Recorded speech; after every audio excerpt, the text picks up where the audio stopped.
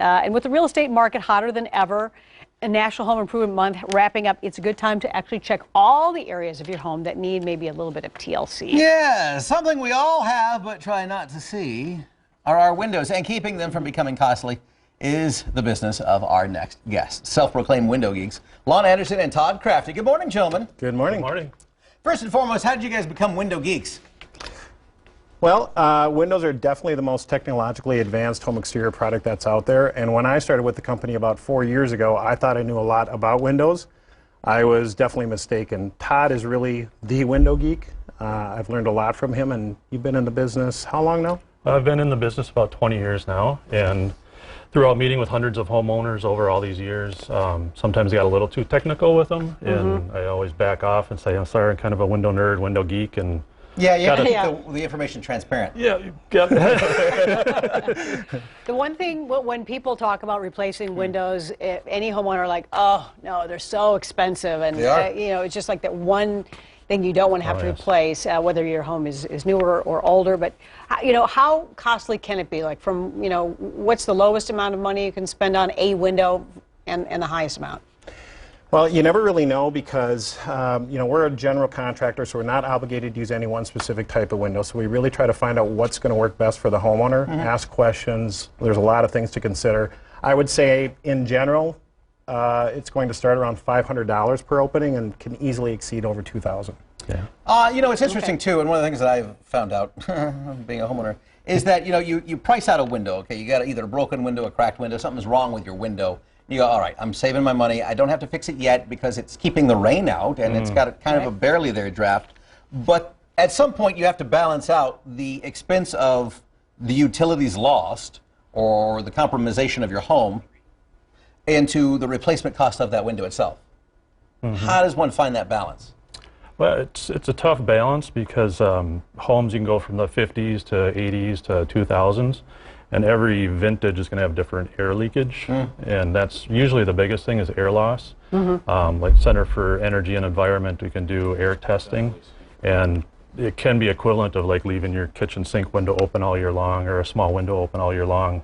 That gets people's attention. Energy coming in and out of your house. I save some money. I have an older home built in 1940. But surprisingly, it was still in pretty good shape on the exterior, so I was able to just put in inserts, and that's one thing you can do, probably to save some money. But you have a couple of examples here. And what are they as far as, you know, kind of windows or inserts? Just brought a couple examples of different materials. This is a vinyl window with a wood jamb extension or wood trim. This one is fiberglass exterior, which is a real heavy-duty upgraded version of a vinyl. And then this is another all vinyl window. Well, let's talk about the construction of windows and modern windows, because you go back and you talked about the houses that were built in the 40s or the 50s and 60s, especially those basement windows in particular. You end up with these, you know, thin metal framed single pane windows that just, they never happen to break, so you never happen to replace them. But that's not, obviously that's not how things are done these days, but it's more than just, you know, you think double pane. There's a lot more going on than just that with the technology of stuff you can't see. Oh, yeah. Exactly. Yeah, and then you can see that even on the samples. There's a lot of manufacturing that goes into each individual chamber on these. So this adds to a lot of sound quality, sound abatement, so it's not as loud. It actually increases thermal efficiency. So this is some of the complexity of windows today versus what they used to put in, you know, 100 years ago, 80 years ago. And these can fail over time. And multiple glass coatings and gas fills and a lot of different things. And some people think, too, that just because if you have 2 or 3 panes, you got a small hole in one, well, it's still there and it still works, but you've released the gas that was between those panes. What can that lead to? Well, it definitely can decrease the thermal efficiency. The argon gas that goes between the gas panes or between the glass panes adds to the insulating quality of it. So once that leaks out, then you're losing some thermal efficiency, and then also once the seal fails, you're going to start to get condensation on the inside of the window panes. So a lot of people think their windows are dirty. Actually, that's a failed seal. And the only way to remedy that is to replace it. Yeah, I've got one of those right now. Okay, quickly, what about window warranties? What do people need to know about those?